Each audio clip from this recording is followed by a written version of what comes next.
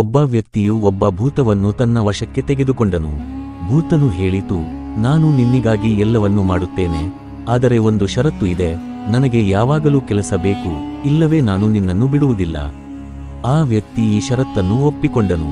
ಆತನು ಭೂತನಿಗೆ ಹೇಳಿದನು, ನನಗಾಗಿ ಒಂದು ಮನೆ ನಿರ್ಮಿಸು.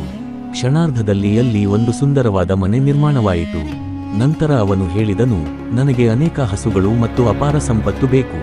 ತಕ್ಷಣವೇ ಅವನ ಮುಂದೆ ಎಲ್ಲವೂ ಕಾಣಿಸಿತು. ಆ ವ್ಯಕ್ತಿಯೆಲ್ಲ ಇಚ್ಛೆಗಳು ಈಡೇರಾಯಿದ ನಂತರ ಭೂತನು ಹೇಳಲು ಶುರುಮಾಡಿತು, ಇನ್ನು ನನಗೆ ಬೇರೆ ಕೆಲಸ ಕೊಡು. ಆದರೆ ಆ ವ್ಯಕ್ತಿಯ ಬಳಿ ಇನ್ನೇನು ಕೆಲಸ ಇರಲಿಲ್ಲ.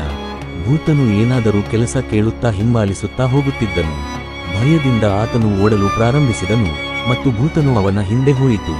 ಆತನಿಗೆ ಓಡುವಾಗ ಮಾರ್ಗದಲ್ಲಿ ಒಬ್ಬ ಸಂತ ಸಿಕ್ಕರು. ಸಂತರು ಕೇಳಿದರು, ಏನಾಯಿತು, ನೀನು ಯಾಕೆ ಓಡುತ್ತಿದ್ದೀಯ? ಆತನು ಭೂತದ ಸಂಪೂರ್ಣ ಕಥೆಯನ್ನು ಅವರ ಮುಂದೆ ವಿವರಿಸಿದನು. ಸಂತರು ಹೇಳಿದರು, ಇದಕ್ಕೆ ಒಂದು ಸುಲಭ ಪರಿಹಾರವಿದೆ. ನೀನು ಒಂದು ಉದ್ದವಾದ ಬೆಂಗಾಲಿ ಕಂಬವನ್ನು ಭೂಮಿಯಲ್ಲಿ ನೆಟ್ಟು ಆ ಭೂತನಿಗೆ ಹೇಳು, ಈ ಕಂಬದ ಮೇಲೆ ಮೇಲಕ್ಕೆ ಕೆಳಕ್ಕೆ ಹಾರಾಡುತ್ತಾ ಇರು. ಅಷ್ಟೇ, ಭೂತನು ನಿನ್ನ ವಶದಲ್ಲಿರುತ್ತದೆ. ನೀನೀಗ ಬೇಕಾದಾಗ ಅದರಿಂದ ಕೆಲಸ ಮಾಡಿಸಿಕೊಳ್ಳಬಹುದು. ನಮ್ಮ ಮನಸ್ಸು ಸಹ ಆ ಭೂತದಂತೆಯೇ ಚಂಚಲ. ಅದು ಎಂದೂ ಶಾಂತವಾಗುವುದಿಲ್ಲ. ಒಮ್ಮೆ ಇಲ್ಲಿ ಮತ್ತೊಮ್ಮೆ ಅಲ್ಲಿ ಹಾರಾಡುತ್ತಾ ನಮ್ಮನ್ನು ಪಾಪದ ಗುಹೆಗೆ ಎಳೆಯುತ್ತದೆ. ಇದನ್ನು ನಿಯಂತ್ರಿಸಲು ನಾವು ಸಹ ಒಂದು ಕಂಬವನ್ನು ನೆಡಬೇಕಾಗಿದೆ. ಅದು ಒಂದು ನಾಮಸ್ಮರಣೆ. ಯಾವುದಾದರೂ ದೈವಿ ನಾಮವನ್ನು ಸ್ಮರಿಸುವುದು ಆ ಕಂಬದಂತೆ ಕೆಲಸ ಮಾಡುತ್ತದೆ.